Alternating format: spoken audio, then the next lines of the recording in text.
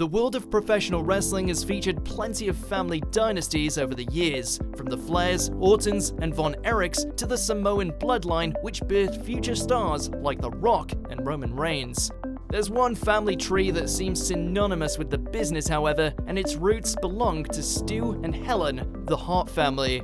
Before we begin, we publish new content every day, so be sure to subscribe to our channel and ring the bell to get notified about our latest videos. These two raised quite a large family together at 12 kids, with every single one of them possessing a connection to the pro wrestling business in some fashion. To be honest, it seems as if there was no other industry for Stu and Helen's kids. So close was their father's relationship to the sport. Stu Hart was a wrestling natural with an excellent amateur background and was a technically skilled grappler throughout the height of his career during the 30s and 40s. It was only a matter of time before someone with Stu's natural ability would begin training wrestlers of his own, and that's exactly what this good-looking grappler would do after marrying Helen and moving back to his native Canada from New York City.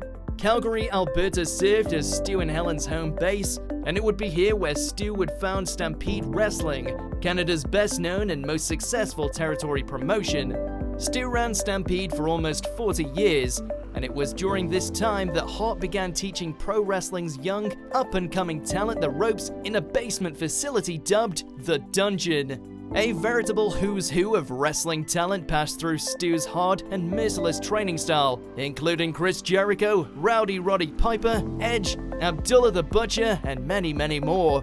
Of course, Stu's wrestling sons also went through the endurance test of their father's stretching techniques, painful submission holds which were designed to test and break the student's threshold for pain.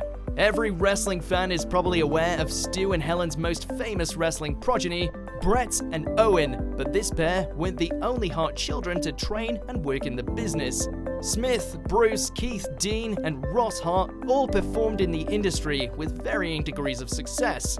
Their job titles included trainer, booker, performer, and even referee, but all of them lived, ate, and breathed pro wrestling just like their old man. The Hart girls also grew up with wrestling, with Elizabeth, Georgia, Diana, and Allison all making appearance on WWE television after Stu briefly sold Stampede to Vince McMahon in 1984. They also, perhaps predictably, married into the business and started families of their own with pro wrestlers. Diana would famously bring UK wrestling royalty into the Hart family when she married Davey Boy Smith, one half of the British Bulldogs, alongside his cousin, the Dynamite Kid. All of these family ties should have resulted in nothing but joy for Stu, Helen, their kids, and grandkids, right? Well, the title of this video should already give you a clue that this wasn't exactly the case, as the expansive Hart family history is nothing if not extremely complicated. The most terrible tragedy associated with the Harts is, of course, the death of Owen at the WWF's Over the Edge pay-per-view in 1999. He was scheduled to fall from the arena rafters in an elaborate stunt while performing as the masked Blue Blazer character, but an accidental fall to the ring below resulted in Hart's death from internal bleeding and blunt force trauma. Owen Hart was one of the industry's finest in-ring performers and best-loved personalities, and this was a huge black mark upon the WWF's safety standards as well as its emergency response as the show continued on after Owen's fall. Although the Harts successfully sued the WWF in the wake of their son's death, this served as little comfort for a family who were already bitter with how Vince McMahon and company treated their other son, Bret. It had only been a scant 2 years since one of wrestling's most infamous unscripted moments had given a black eye between the Harts and McMahons. We're talking, of course, about the Montreal Screwjob, an event which took place in the main event of the 1997 Survivor Series. Bret was the WWF's World Heavyweight Champion, but he was about to exit the company for a new home at Vince McMahon's chief competition, World Championship Wrestling.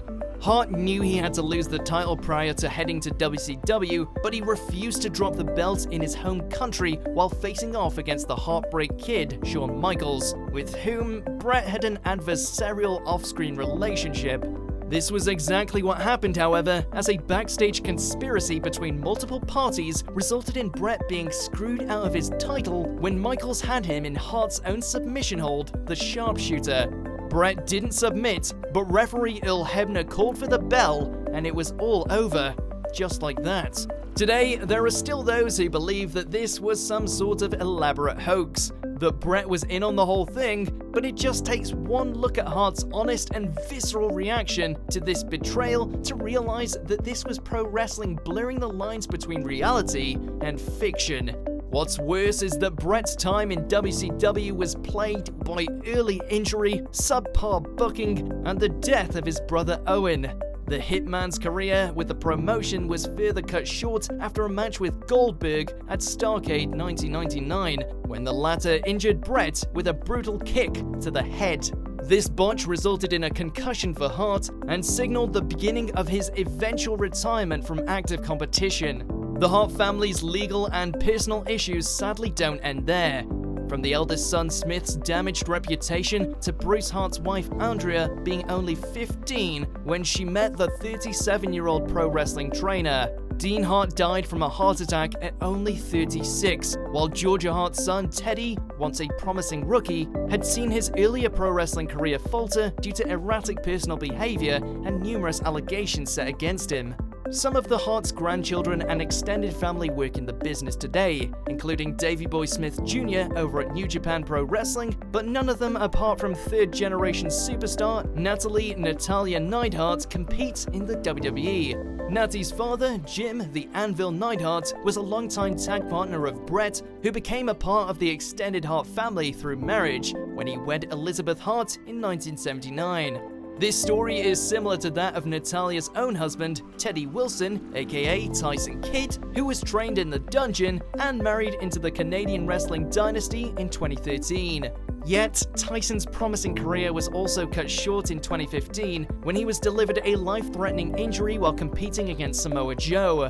A nasty bump to Kidd's neck and spine effectively put the kibosh on a career which was essentially reaching its peak, thanks to an excellent tag team pairing with the Swiss Superman Cesaro. Although Tyson, his family and fans are very lucky that he was able to emerge through his injury without any paralysis. He currently works with the WWE as a producer, his wrestling days tragically in the rear view. So is the Hart story just that, a tragedy? Well, no, not really. Just like any family, there are some black sheep and some dark secrets, but there's also tons of hope, promise, and love. Stu, Helen, their kids and grandkids have given their livelihoods to pro wrestling, but in the process have amassed an untold amount of memories and accomplishments.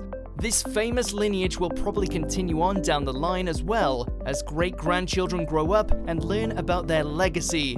Said simply, the name Hart means wrestling, and it's doubtful that Stu would have wanted it any other way.